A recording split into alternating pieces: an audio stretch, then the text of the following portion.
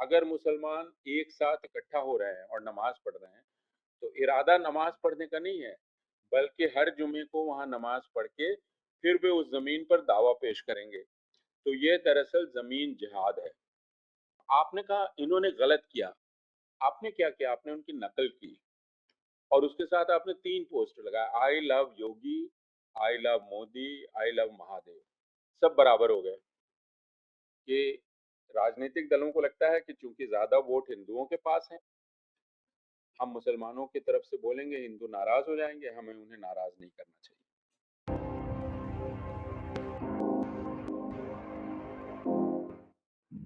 नमस्कार, मैं हूँ नीतीश त्यागी और आप हैं हरकारा डीप डाइव पर। और हम लोग बात कर रहे हैं आई लव मोहम्मद को लेकर, जो इस देश में विवाद चल रहा है। अ, गिरफ्तारियां हो रही हैं, कुछ मकानों पर बुलडोजर चल रहे हैं। अ, इसलिए क्योंकि कुछ लोग जो हैं सड़क पर निकले हैं ये कहते हुए कि, और इस पोस्टरों के साथ इसमें लिखा हुआ है आई लव मोहम्मद, जिसमें उनका ये कहना है कि ये वो अपने पैगंबर को के बारे में एक संदेश लेकर निकलना चाहते हैं। और अभी तक इस उनके हिसाब से सब कुछ शांतिपूर्ण रहा है। पर उनके ऊपर लगातार कई सारे आरोप लगाते रहे गए हैं इस पे। अ, और ये लगातार चल रहा है मिलादुन नबी के समय से। और ये कई जगह कानपुर में, बरेली में इस पर काफ़ी सारी क्या बोलते हैं, पुलिस की दमन की कार्रवाइयाँ हुई हैं। कई मौलवियों को गिरफ्तार किया गया है और कई बच्चों को भी गिरफ्तार किया गया, तो इस पे हरकारा में लगातार छपता रहा है। मेरे साथ अपूर्वानंद हैं इस बारे में बात करने के लिए, और हम ये समझना चाहते हैं कि आखिर इस वक्त जब राष्ट्रीय स्वयंसेवक संघ इस देश में अपने 100वां साल मना रहा है और उनकी एक प्रचलित धारणा है अखंड भारत, और उस सब को लेकर उसके बीच में ये सब लगातार चल रहा है और इस तरह का शोर हमारे बीच लगातार बढ़ रहा है, चाहे वो हेट स्पीचेस का हो या हेट क्राइम का हो, और साथ में सरकारी प्रशासन की जो मशीनरी है उसका मुस्लिमों के खिलाफ इस्तेमाल करने को लेकर हो। तो अपूर्व, ये आप किस तरह से देखते हैं इस आई लव मोहम्मद को लेकर, जो लगातार रोज खबरें बन रही हैं और रोज कुछ ना कुछ नया सुनने को मिल रहा है? शुक्रिया नीतीश। जैसा आपने कहा कि यह मिलादुल नबी से शुरू हुआ, यानी हजरत मोहम्मद के के जन्म के दिन के मौके से ये शुरू हुआ। किसी एक जगह एक पोस्टर लगाया गया, एक बैनर लगाया गया आई लव मोहम्मद का, और उसके बाद यह कहा गया कि यह नया रिवाज शुरू किया है इन लोगों ने और हम नया रिवाज शुरू नहीं करने देंगे। तो इस इसके पीछे और भी बातें हो सकती हैं और अभी उनकी छानबीन करने की ज़रूरत है कि कानपुर में ये शुरुआत कैसे हुई, पुलिस कैसे पहुंची, शिकायत किसने दर्ज कराई, ये सब कुछ जांच का और छानबीन का विषय है। लेकिन जो कहा गया वो यह कि यह तो पहले ये नहीं करते थे आई लव मोहम्मद, अब ये नया शुरू किया है और हम ये करने नहीं देंगे। तो हम नई प्रथा चलने नहीं देंगे। और इसके बाद दमन शुरू हुआ। लेकिन जब दमन शुरू हुआ तो हम सब ने यह देखा कि ये कई शहरों में फैल गया। यह बरेली में हुआ, महाराष्ट्र में हुआ, गुजरात में हुआ, कई जगहों पर हुआ जहां लोग आई लव मोहम्मद के पोस्टर बैनर लेकर निकले। अ, उन पोस्टरों बैनरों को छीना गया, उतारा गया, और कहा गया कि ये हम करने नहीं देंगे। ठीक है। अब एक बहुत सीधा सा सवाल उठता है कि अगर कोई व्यक्ति आई लव मोहम्मद लिख रहा है तो इससे शांति कैसे भंग हो रही है, या इससे किसी को नाराजगी क्यों होनी चाहिए? वो किसी का अपमान भी नहीं कर रहा है, वह सिर्फ अपने पैगंबर के प्रति अपनी मोहब्बत का इजहार कर रहा है। इसको क्यों शांति व्यवस्था भंग करने की एक कार्रवाई के रूप में देखना चाहिए? ये बहुत सीधा, मैं कोई तुलनात्मक दृष्टांत नहीं दे रहा हूँ, उदाहरण नहीं दे रहा हूँ, मुझे वो हमेशा गलत लगता है कि आपने ये करने दिया फिर ये क्यों नहीं करने दे रहे हैं। अपने आप में ही सिर्फ इस बात की हम कल्पना करें कि एक व्यक्ति अपने घर के बाहर एक पोस्टर लगा रहा है आई लव मोहम्मद, उससे शहर की शांति व्यवस्था कैसे भंग हो रही है।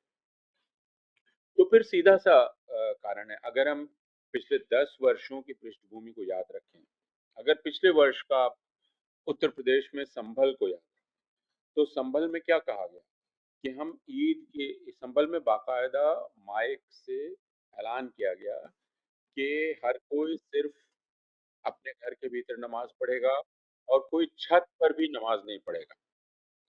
अब छत पर नमाज पढ़ना जुर्म कैसे हो गया? आप छत पर नमाज नहीं पढ़ सकते। फिर कई जगह हुआ कि आप अजान नहीं दे सकते। आप आपने ये भी खबर पढ़ी होगी कि अजान देने पर मुतवल्ली को गिरफ्तार कर लिया गया। मस्जिद के इमाम को गिरफ्तार कर लिया गया। अब अजान से शांति व्यवस्था कैसे भंग हो गई? जो बचपन से अजान सुनते चले आए हैं, आज तक किसी की शांति व्यवस्था भंग नहीं हुई। किसी की शांति में विघ्न नहीं पड़ा। अजान से शहर की शांति व्यवस्था या कानून व्यवस्था कैसे भंग हुई जिसके चलते गिरफ्तार किया गया? ये सारे सवाल हैं या इन और भी इस पृष्ठभूमि को थोड़ा-सा बड़ा करें, तो आप देखें कि ये कहा गया कि आप खुली जगह पे नमाज़ नहीं पढ़ सकते। 2017-16 में ये शुरू हुआ गुड़गाँव में, जहाँ लोग अपने दफ्तरों से जुमे के रोज़ निकलते थे और बगल की खाली ज़मीन पर जो सामूहिक नमाज़ होती है दोपहर की, वो पढ़कर फिर वापस चले जाते थे। इस नमाज़ पर हमला किया जाना शुरू हुआ और उसमें तर्क ये दिया गया, हरियाणा के मुख्यमंत्री ने दिया, बाकी लोगों ने दिया कि भई नमाज़ मस्जिद में पढ़े जाने की चीज़ है, घर में पढ़ने की चीज़ है, आप बाहर क्यों पढ़ रहे हैं? इतने लोग क्यों पढ़ रहे हैं? अगर मुसलमान एक साथ इकट्ठा हो रहे हैं और नमाज़ पढ़ रहे हैं, तो इरादा नमाज़ पढ़ने का नहीं है, बल्कि हर जुमे को वहाँ नमाज़ पढ़ के फिर वे उस ज़मीन पर दावा पेश करेंगे। तो ये दरअसल ज़मीन जिहाद है। ये हरियाणा के मुख्यमंत्री ने ही कहा था और उन्होंने कहा कि वो इसकी सख्त कतई इजाज़त नहीं देंगे। अब जब मस्जिद की बात आती है, तो होता है कि भई मस्जिद भी आपके धर्म का अनिवार्य हिस्सा नहीं है। तो ये अदालत भी तय करने लगती है कि नमाज बाहर नमाज पढ़ना धर्म का अनिवार्य हिस्सा है कि नहीं, फिर मस्जिद अनिवार्य हिस्सा है कि नहीं, फिर आई लव मोहम्मद लिखना धर्म का अनिवार्य हिस्सा है कि नहीं, यह सब कुछ कौन तय कर रहा है? ये सारे गैर मुसलमान तय कर रहे हैं कि वो है। और चूंकि आप ये वैसा काम कर रहे हैं जो आपके धर्म का अनिवार्य हिस्सा नहीं है, हम नहीं करने देंगे। ये हम तय करेंगे कि धर्म का पालन आप अपने धर्म का पालन आपको कैसे करना है और अगर आप मेरे मुताबिक अपने धर्म का पालन नहीं करेंगे, हम आपको नहीं करने देंगे, हम आपको जेल में डाल देंगे।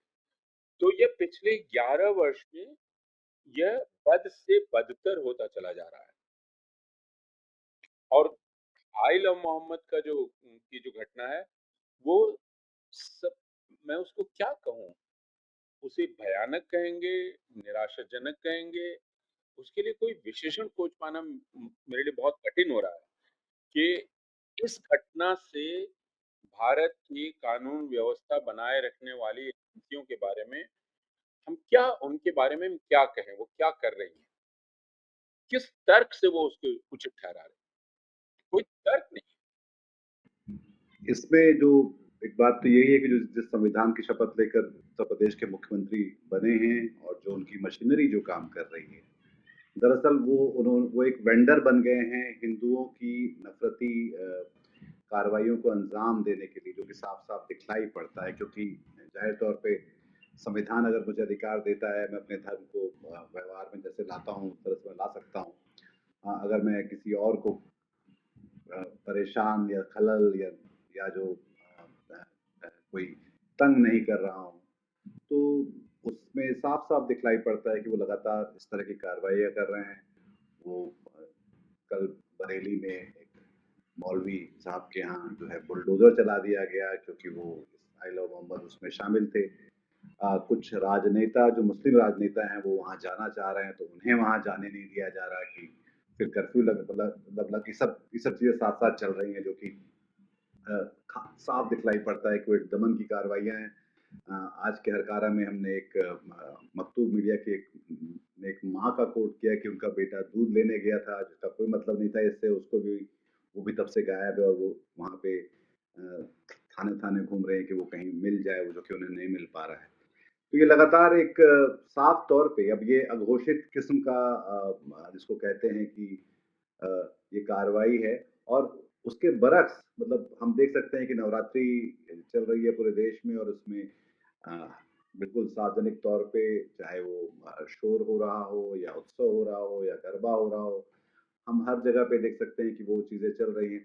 इस और दूसरा आई लव मोहम्मद के जवाब में एक जवाबी एक वो भी अभियान ये भी था कि आई लव महादेव के लोग पोस्टर लेके निकल पड़े। तो अगर फिर हम ये बात करेंगे कि ये सही है, वो सही है, तो फिर उसमें ज़ाहिर तौर पे साफ-साफ और ज़्यादा ये रेखांकित होती है बात कि आप ख़ास तौर पर सिर्फ़ मुसलमानों को निशाना बना रहे हैं और ये सारी चीज़ें भारतीय जनता पार्टी शासित राज्यों में दिखलाई पड़ रही हैं। हाँ, बिल्कुल आप ठीक कह रहे हैं।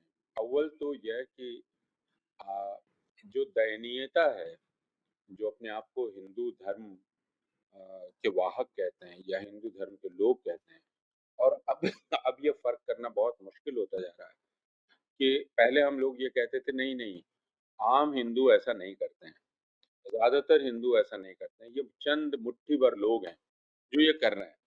लेकिन अब वो फ़र्क मिटता जा रहा है। अब हम सैकड़ों, हज़ारों की भीड़ को देख रहे हैं जो ये काम कर रही है। मसलन मेरे पास एक वीडियो आया जो बतलाया गया कि दिल्ली विश्वविद्यालय के स्टेडियम का है, तो वह सच है कि नहीं, ठीक है कि नहीं, अब उसकी जाँच करनी है। लेकिन ये दिख रहा है कि उसमें हज़ारों नौजवान उछल रहे हैं, एक गाने पर, बच्चा बच्चा राम का, उछल रहे हैं। अब उसको देखकर एक अ, कि ये नौजवान पीढ़ी है और ये दुर्गा पूजा का अवसर है, इसमें इस गाने का क्या मतलब है और इस उछलने का क्या मतलब है? उसके साथ एक दूसरा वीडियो मुझे दिखाई पड़ा, जो उत्तर प्रदेश का है, जिसमें एक भीड़ शायद सैकड़ों की भीड़ है, जो नारे लगा रही है, मोदी जी लठ चलाओ हम तुम्हारे साथ हैं। मुझे 2020 याद आ गया, जिस समय दिल्ली में भी ये नारा लग रहा था, मोदी जी लठ चलाओ हम तुम्हारे साथ मोदी जी लठ बजाओ, लंबे लंबे लठ बजाओ, खींच खींच के लठ बजाओ। हैं। अब अगर हिंदुओं की भाषा यह हो गई है, तो उन्हें अपने बारे में सोचने की आवश्यकता है। आई लव मोहम्मद का पोस्टर किसी ने लगाया, तो आपने नकल में आई लव महादेव लगाया। महादेव और मोहम्मद में कोई तुलना नहीं है। मोहम्मद साहब पैगंबर हैं, महादेव देवता हैं। पैगंबर देवता नहीं है, पैगंबर मोहम्मद देवता, एक ऐतिहासिक चरित्र है। महादेव आपके देवता हैं, भगवान हैं। आप उनको किन की प्रतियोगिता में उतार रहे हैं? और ये एक तरह की प्रतियोगिता ही है ना जो आप कर रहे हैं उनके साथ। तो आपने कहा इन्होंने गलत किया, आपने क्या किया? आपने उनकी नकल की और उसके साथ आपने 3 पोस्टर लगाए, I love Yogi, I love Modi, I love Mahadev, सब बराबर हो गए। उसको छोड़ दीजिए। ये सब कुछ काफ़ी घिनौना होता चला जा रहा है और अ, हिंदू क्या सोच रहे हैं अपने बारे में, यह एक विषय है कि हिंदुओं की आबादी के एक बहुत बड़े हिस्से का इस प्रकार पतन, इसको क्या बहुत गर्व के साथ देखा जा रहा है? क्या ये कहा जा रहा है कि हाँ, हम और गिरेंगे, हम कीचड़ में और नीचे धंसेंगे दलदल में और आप हमको रोक नहीं सकते और आप, अगर आपको इससे दुख है तो हमें और खुशी है। लेकिन एक दूसरा पक्ष है, वो पक्ष है मैं राजनीतिक नेतृत्व को छोड़ देता हूँ। हालांकि राजनीतिक नेतृत्व भी एग्जीक्यूटिव है। तो अगर आप राज्य के मुख्यमंत्री हैं और आप इस प्रकार का भाषण दे रहे हैं कि आपकी डेंटिंग पेंटिंग कर दी जाएगी, आपको सबक सिखा दिया जाएगा, आप फिर बात करने लायक नहीं रहेंगे, तो यह एक मुख्यमंत्री की भाषा नहीं हो सकती। यह अस्वीकार्य है। अभी भी इसको कहना चाहिए कि यह अस्वीकार्य है। हालांकि हम जानते हैं कि वो मुख्यमंत्री कौन है और उनकी स्वाभाविक भाषा क्या है। फिर भी कहना चाहिए कि यह भारत में एक राज्य के मुख्यमंत्री की यह भाषा नहीं हो सकती। अफ़सोस ये है कि इसके बाद किसी मीडिया प्लेटफ़ॉर्म ने, किसी अख़बार ने इसको संपादकीय तौर पर इसकी आलोचना नहीं की। इसका मतलब क्या है? मैंने आज तक, कितने दिन हो गए आइला मोहम्मद वाले पूरी परिघटना की, आज तक कोई संपादकीय नहीं देखा जिसने इसकी निंदा की हो, जो सरकार ये कर रही है। इसका अर्थ ये है, बुलडोजर चलने की जिसने निंदा की हो। मुख्य न्यायाधीश ने कुछ दिन पहले कहा कि उनको बड़ा संतोष है कि उन्होंने एक फैसला दिया बुलडोजर के खिलाफ, के इस्तेमाल के खिलाफ। तो क्या वो फैसला देकर वो संतुष्ट हो गए? उनकी आंख के आगे बुलडोजर चल रहा है। उनके पास इतनी ताकत है कि वो सुओ मोटो इस संज्ञान लें और बुलाएं और कहें कि आप क्या कर रहे हैं, ये हमारे आदेश का सीधा उल्लंघन है। या वो संतोष लेंगे, करेंगे कि हमने तो फैसला कर दिया, अब हम क्या इस फैसले को लागू करवाएंगे। तो हम ये, और दूसरे के पुलिस और ब्यूरोक्रेसी कैसे इसमें वह कर सकती है जो वो कर रही है। अगर उसको राजनीतिक नेतृत्व मान लीजिए आदेश भी दे, तो वो पूछेगी कि किस कानून के तहत हम इन लोगों को पकड़े, इनके घर पर बुलडोजर चला दें।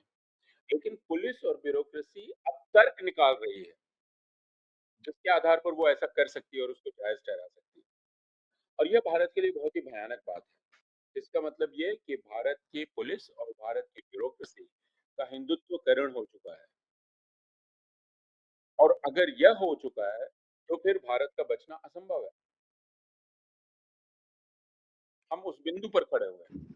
जाहिर तौर पे कि जाहिर तौर पे ये जो भी कुछ हो रहा है उसमें ये साफ तौर पे एक असंवैधानिक कार्रवाइयाँ लोगों के ऊपर की जा रही है और उसका कोई मतलब कोई जस्टिफिकेशन हो भी नहीं सकता कि किसी किसी तरह इसको कैसे बताएंगे इसको। फिर एक सवाल ये होता है कि बाकी जो भारतीय जनता पार्टी, मुख्यधारा का मीडिया, पुलिस प्रशासन, सब वो एक सुर में जो उनके मन में आता है, वो चाहे सही सही तो खैर वो है ही नहीं, गलत ही है, संवैधानिक तौर पे गलत है। तो जब ये सब वो एक साथ मिल के कर रहे हैं लोगों के साथ, और लोगों के साथ मुसलमानों के साथ, तो बाकी राजनीतिक दल इसके बारे में खामोश या निष्क्रिय क्यों दिखलाई पड़ते हैं? ये तो एक बहुत पुरानी बात हो चुकी है अब। लेकिन पुरानी हो जाने से सही हो जाए ऐसा भी नहीं है। और वह यह है कि राजनीतिक दल ये सोचते हैं कि हम अगर मुसलमानों के पक्ष में कुछ बोलेंगे तो हिंदू हमसे नाराज हो जाएंगे। हिंदुओं के बारे में अब राजनीतिक दलों की धारणा ये हो गई है कि भारत में हिंदू आज मुसलमान विरोधी है। यह धारणा हो चुकी है उनकी। यह धारणा सही नहीं है। ये इससे जाहिर होता है कि अभी भी 60% से ज्यादा लोग भारतीय जनता पार्टी के विरोध में मत देते हैं। लेकिन स्वयं जो धर्मनिरपेक्ष दल खुद को कहते हैं, वो शायद आश्वस्त नहीं है। उनको लगता है कि हिंदू प्रायः मुसलमान विरोधी है, इसलिए हमें मुसलमानों की तरफ से कोई बयान नहीं देना चाहिए, बल्कि हमारे पूरे भाषण में मुसलमान शब्द निकलना ही नहीं चाहिए। यह यह भी हमने पिछले 11 वर्ष में यह चीज देखी है।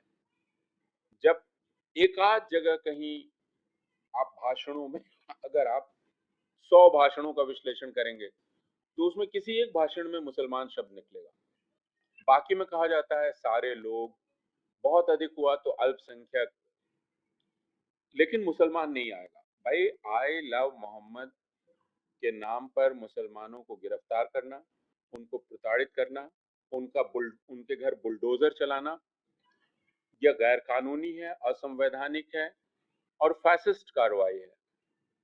लेकिन कोई राजनीतिक दल ये नहीं कह रहा है, और ये मुसलमानों पर हो रहा है, सब किसी पर नहीं हो रहा है। तो आपने जो कहा उसका जवाब यही है कि राजनीतिक दलों को लगता है कि चूंकि ज्यादा वोट हिंदुओं के पास हैं, हम मुसलमानों की तरफ से बोलेंगे, हिंदू नाराज हो जाएंगे, हमें उन्हें नाराज नहीं करना चाहिए। बिगाड़ के डर और से वो ईमान की बात नहीं करेंगे और हाँ, और ये इसमें साथ और ये बहुत निराशाजनक है। आप आप आप असम को देख लीजिए। असम में क्या हो रहा है मुसलमानों के साथ, कोई उसकी बात नहीं कर रहा है। जैसे असम के मुसलमान, असम के बांग्ला बोलने वाले मुसलमान आदमी नहीं है, इस देश के नागरिक नहीं है। मैं कभी कभी देख के बहुत अचंभे में पड़ जाता हूँ कि इसी देश में मैं बड़ा हुआ हूँ, इसी देश में मैं पला बड़ा हुआ, इसी देश में मेरे पिता थे, मेरी माँ थी, इसी देश में मेरे दादा थे, नाना थे। क्या यही वो देश है? इसी देश के ये राजनीतिक दल हैं, इसी देश की ये ब्यूरोक्रेसी है, इसी देश की पुलिस है, इसी देश की यूनिवर्सिटी है।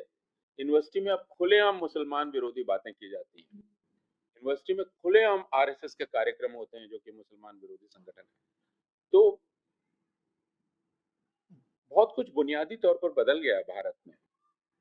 और यह जो सबसे ताजा घटना है आइला मोहम्मद की, जिसमें मुसलमान सिर्फ अपनी एक अभिव्यक्ति कर रहा है, वह किसी को गाली नहीं दे रहा, किसी को अपमानित नहीं कर रहा, किसी को नीचा नहीं दिखा रहा, किसी दूसरे धर्म पे टिप्पणी नहीं कर रहा। आप कह रहे हैं मैं तुम्हें अपने धर्म के बारे में भी बोलने की इजाजत नहीं दूंगा।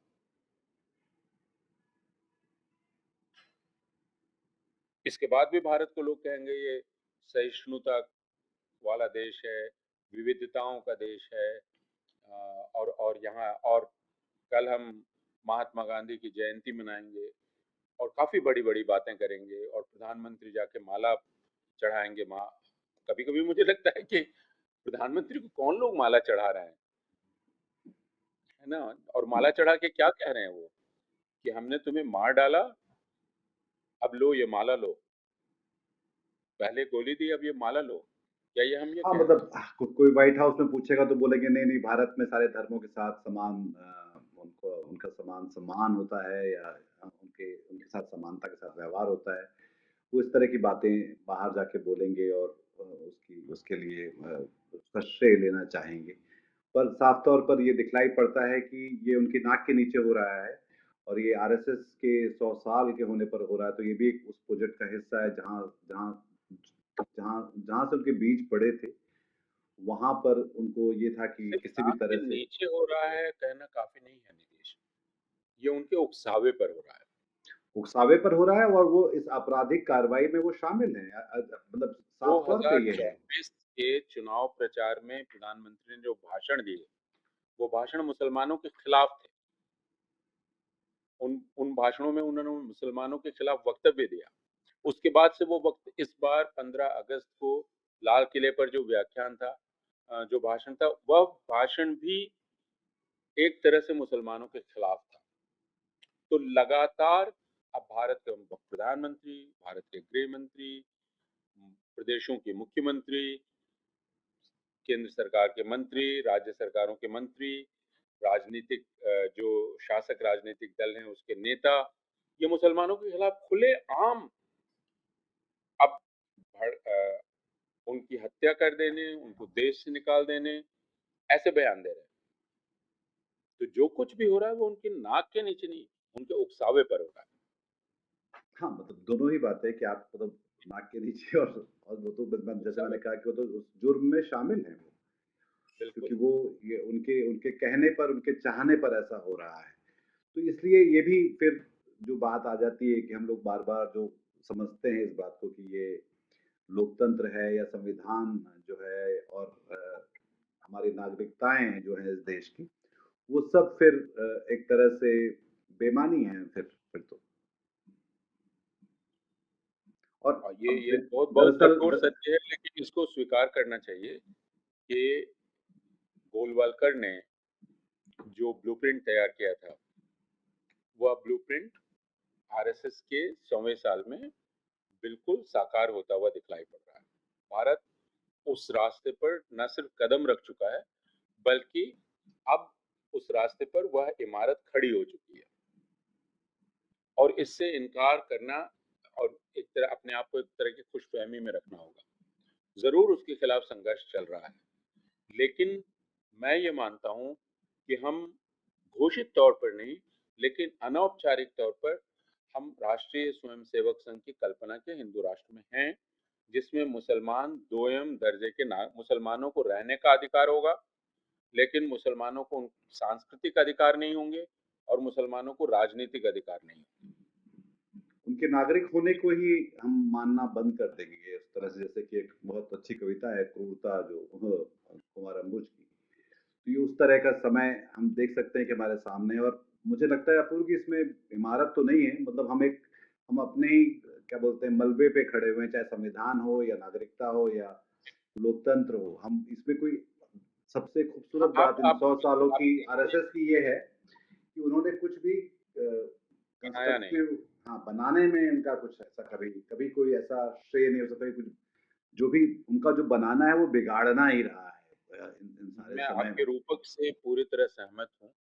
हम यह कह सकते हैं कि 100वें साल में हम आखिरकार भारत के संविधान और भारत के जनतंत्र के मलबे पर खड़े हैं और बिल्कुल। आरएसएस को इस बात में सफलता मिल गई है कि उसने इसको मलबे में तब्दील कर दिया है ये और अब आप वो मलबे का मालिक है जी, जी। और हम सब लोग मलबे पर चारों तरफ खड़े हैं, देख रहे हैं तमाशा।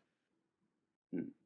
और इसमें ये भी बात है कि ये जो बात ऐसा हमें लगता है कि सिर्फ़ सिर्फ़ मुस्लिम समुदाय के साथ हो रही है, पर हम देख सकते हैं कि ये ईसाइयों के साथ भी कहीं और हो रहा है, या जो मणिपुर के आदिवासी हैं या लद्दाख के आदिवासी हैं, उनके साथ भी हम देख सकते हैं कि अजीब तरह के बर्ताव है सरकार का। जो तो लगभग एक नई जो विभाजन रेखा है, वो सगा और सौतेला बताने की कोशिश है। जो सगे हैं वो उतने ही मतलब जिसको कहना चाहिए कि वो जो जितना जहर बुझा है वो उतना सगा है।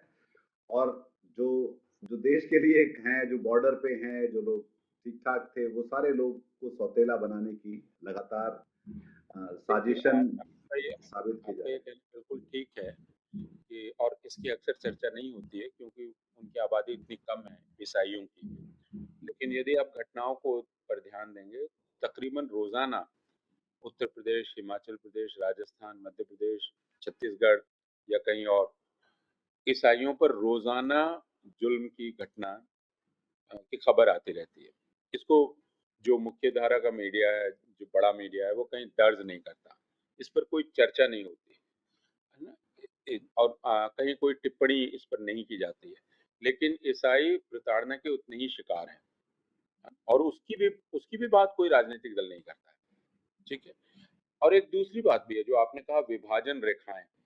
तो यह विभाजन रेखा राष्ट्रीय स्वयंसेवक संघ की एक रणनीति है विभाजन रेखा खींचने की कि अब मणिपुर में इसने मैतेई बहुसंख्यकवाद को बढ़ावा दिया और क्योंकि जो लोगों के खिलाफ एक एक हिंसा वहां भड़काई गई तो वहां एक विभाजन रेखा खींची गई। उसके बाद केरल में अब ये ईसाइयों को अपनी तरफ करने की कोशिश कर रहे हैं ताकि मुसलमानों के खिलाफ एक विभाजन रेखा खींची जा सके। तो ये काफी चतुराई से रणनीति बनाई जा रही है। इसमें मुसलमान एक कॉमन फैक्टर है क्योंकि मुसलमानों को लेकर पूर्वग्रह ईसाइयों के एक हिस्से में भी है। उस पूर्वग्रह का इस्तेमाल करके आप मुसलमानों के खिलाफ उनको इकट्ठा करने की कोशिश कर रहे हैं। दूसरी तरफ आप खुद ईसाइयों पर हमला कर रहे हैं हर तरफ। लेकिन अब आप जो मजेदार चीज है वो ये कि उत्तर प्रदेश, बिहार, मध्य प्रदेश, राजस्थान में तो आप कहते हैं कि गोमांस नहीं खाना चाहिए, है ना, गाय की हत्या नहीं होनी चाहिए, वगैरह वगैरह वगैरह, गाय नहीं काटी जाएगी। लेकिन यही बात आप नागालैंड में नहीं कह पाते, यही बात आप गोवा में नहीं कह पाते, यही बात आप केरल में नहीं कह पाते, है ना। आपका आपके वहां के यही बात आप मेघालय में नहीं कह सकते हैं।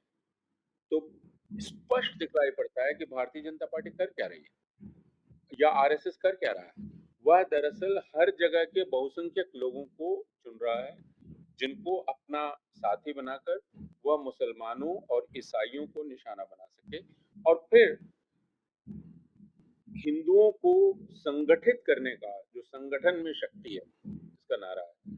तो संगठन में शक्ति है किसके लिए संगठन?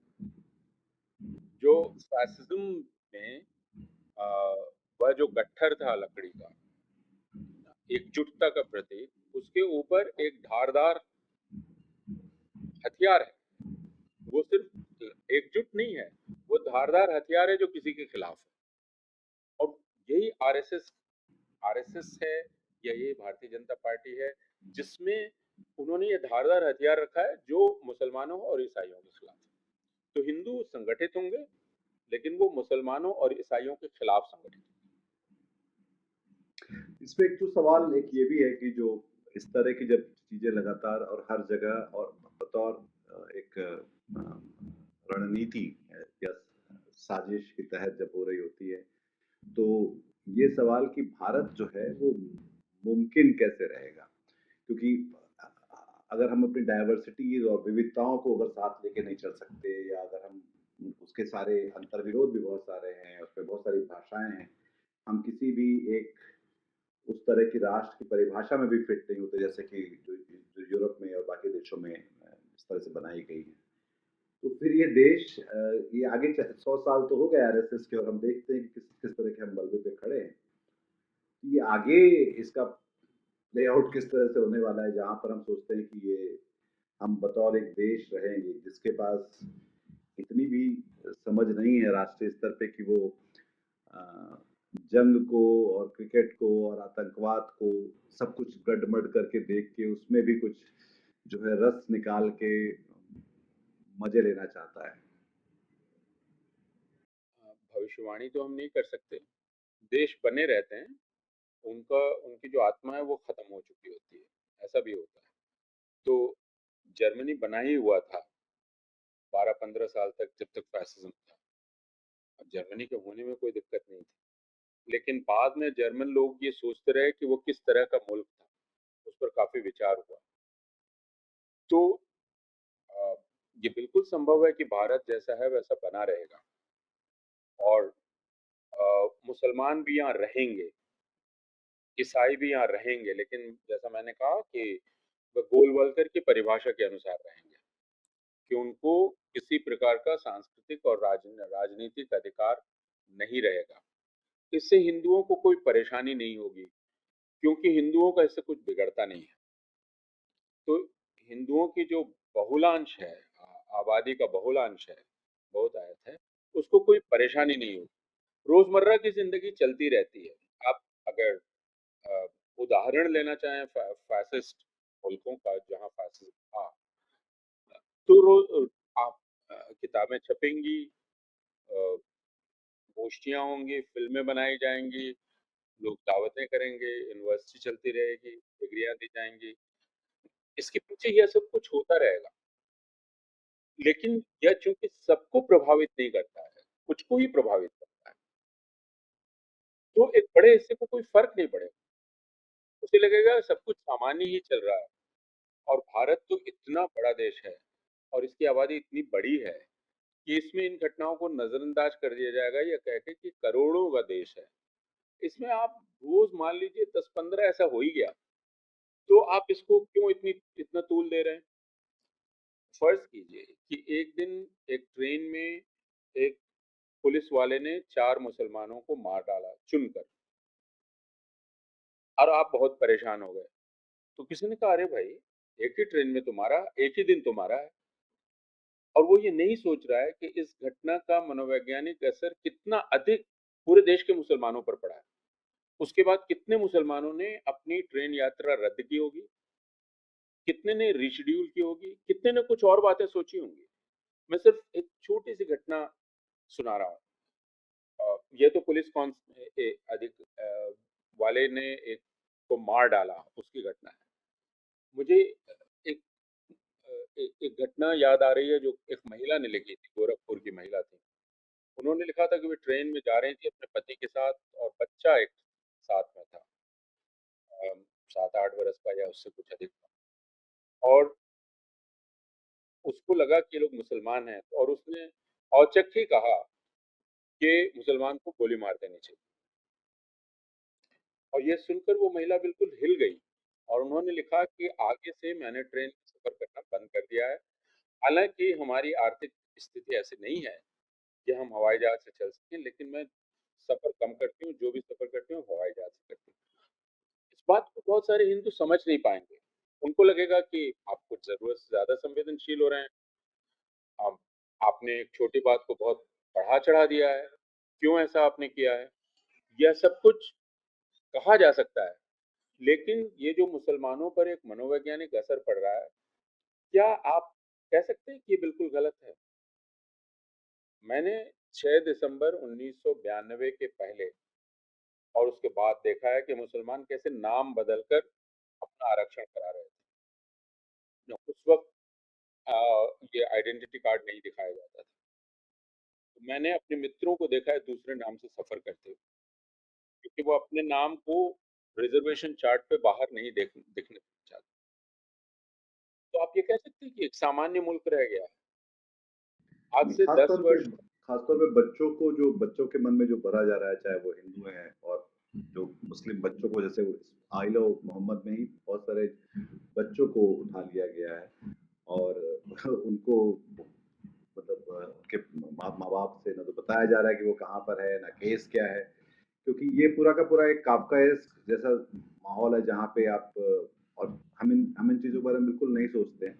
और दूसरी आश्चर्य की बात ये भी है कि ये सारी चीज़ें कम होती अगर हिंदुओं में भी कुछ लोग बाहर निकल के बोलते कि ये गलत हो रहा है और ये बच्चों के साथ तो और बुजुर्गों के साथ या बाकी लोगों के साथ में ऐसा नहीं होना आप चाहिए। आप तो इंदौर के उस बाजार का दृश्य देखिए, कितना बेभत्स दृश्य है, जिसमें बाहर बैनर लगा के लोग खड़े हैं कि यहाँ से जिहादी मुसलमानों को हमने निकाल दिया, इस बाजार से मुसलमानों का बहिष्कार कर दिया गया। उसमें एक हिंदू दुकानदार निकलता है जो कहता है कि ये गलत है, एक, लेकिन पूरा व्यापारी मंडल वहां यह अभियान चला रहा है। ये कितना विभत्स है। वैसे ही जैसे हिमाचल प्रदेश में चलाया गया, बिल्कुल तो उत्तराखंड में चला एक गया। एक हिंदू निकला, लेकिन बाकी हिंदू अगर कहेंगे हम इसमें शामिल नहीं है, तो ये मानने की बात नहीं है, क्योंकि ये हो कैसे गया, पूरा व्यापारी मंडल कैसे शामिल है। बाजार को माना जाता है कि वो एक ऐसी जगह है जिसका एक ही धर्म है, मुनाफा, एक ही धर्म है। उसमें भी आपने यह कह दिया कि यहाँ मुसलमान प्रवेश नहीं कर सकता, इस बाजार में मुसलमानों का प्रवेश नहीं है। तो स्थिति बहुत भयावह है। और अ, यह हम लोग पिछले चर्चाओं में भी इस पर बात कर चुके हैं, लेकिन यह हिंदू समाज के लिए काफी गंभीरता से आत्ममंथन करने की जरूरत है। उसको कि वह कहाँ पहुंच गया है और किन ताकतों को उसने इजाजत दे दी है कि वे उसके जीवन का संचालन करें, वह अपना धर्म कैसे मनाए, अपना उत्सव कैसे मनाए। अब गरबा पंडाल पर अगर बजरंग दल के लोग गंगा जल गौमूत्र लेकर खड़े हैं, यह इजाजत कौन दे रहा है, कैसे दी जा रही है ये इजाजत। आप एक सोसाइटी के बाहर आरएसएस की शाखा कैसे लगा सकते हैं, सोसाइटी के अंदर आप जय श्री राम के नारे लगाते हुए कैसे घूम सकते हैं, क्यों हो रहा है ये। तो ये कोई स्वाभाविक चीज नहीं है, बहुत ही अस्वाभाविक है। और हिंदू हमेशा से ऐसे नहीं थे। हिंदुओं का यह पतन पिछले 11 वर्षों में हुआ है, और यह बहुत ही सुनियोजित तरीके से हर स्तर पर अभियान चलाकर किया गया है, और हिंदुओं ने इस बारे में सावधानी नहीं बरती। मतलब ये सोचने की ही बात है कि हमारी अपनी धार्मिकता है या नैतिकता है, हमारी अपनी मनुष्यता है, उन सारी चीज़ों के बारे में बिना सोचे और ये समझ पाना, शायद बहुत सारे हिंदू शायद ये सोचते नहीं कि उनका चुप रहना भी इस इस अपराध में कहीं न कहीं शामिल होना है या सहमति देना है, जो कि उनके ना कहने से ये दिक्कतें ज़्यादा बढ़ रही हैं आज। और जिसका फ़ायदा दरअसल नफ़रत और हिंसा को जो बढ़ाने वाले हैं, जिसमें लोग तो शामिल हैं, पर साथ में हमारी सरकारें, उनकी मशीनरी और जो है हमारा मीडिया भी शामिल है। और अब हम एक जिसको एक ये अमृत काल तो बिल्कुल भी नहीं हो सकता, पर ये आखेट काल की तरह है कि जहाँ पे अब हम जिसका मन जहाँ पर आता है, जिस जगह को हम समझते हैं, उस जगह पर निकलते हैं और एक शिकार कर पीछा करते हुए, हांका लगाते हुए और एक ऐसे व्यक्ति को जो शायद उसमें उसका कोई कसूर ही ना हो और उस वो भी लगभग क्या समान नागरिकता और समान संवैधानिक अधिकार रखता हो, उसको हम शिकार बनाएं इन चीज़ों का और उसके जरिए एक बड़ी आबादी को डर और सौतेलेपन के भावना में से भर दे। तो ये मेरे ख्याल से ये जो आई लव मोहम्मद के नाम पे जो कुछ हो रहा है, ये बात भी है कि अगर हम सोचते हैं कि इन चीज़ों को के बीच से कोई हम रास्ता निकाल सकते हैं, नए तरह से इस मुद्दे को इस पेचीदगी को भी आर्टिकुलेट करना चाहें तो उसकी भी अब गुंजाइशें लगभग घटती जा रही हैं। वो पूरी जगह सक्रिय होती जा रही है, जहाँ पर हम इस बात को जहाँ पर संभलने का कोई मौका या वो मुमकिन होता हुआ दिखलाई पड़ता है। तो मुझे ये भी लगता है कि ये एक तरह से रास्ता इसमें आगे कैसे निकलता है, जैसे मतलब अगर हम अपने मुस्लिम मित्रों से मिलें तो हम उन्हें क्या क्या बता सकते हैं कि हम उनको क्या आश्वस्ति दें कि नहीं, ये देश अभी भी रहने लायक है और अपनी बात कहनी चाहिए और आप जो आपके अधिकार है उसका आप इस्तेमाल कर सकते हैं। हम जो बाकी हिंदू क्या कहें उनसे, किस मुंह से कहेंगे?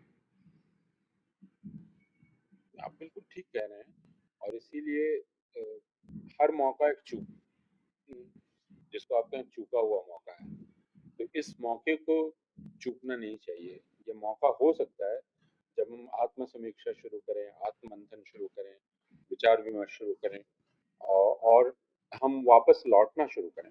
ये बिल्कुल मुमकिन है, किया जा सकता है। लेकिन अगर हम यह मौका भी चूक गए तो हम दलदल में और नीचे धंस जाएँगे। जी। बहुत शुक्रिया इस बातचीत के लिए अपूर्वानंद, और हम लोग आगे भी बातचीत करते रहेंगे और इस मामले को आगे भी पलट के देखेंगे कि इसका किस तरह से आगे बढ़ रहा है या इसका किस तरह से प्ले आउट हो रहा है। मुझे लगता है कि हम सबको और जो भी लोग इस देश की आत्मा में और इसकी संविधान पे यकीन करते हैं, उनको इस बारे में लगातार बात तो करनी ही चाहिए और साथ में अपनी तरफ से कोशिश भी करनी चाहिए कि ये इस तरह की ज़्यादतियाँ कम हो। बहुत शुक्रिया आपका, बहुत शुक्रिया दर्शकों आपका।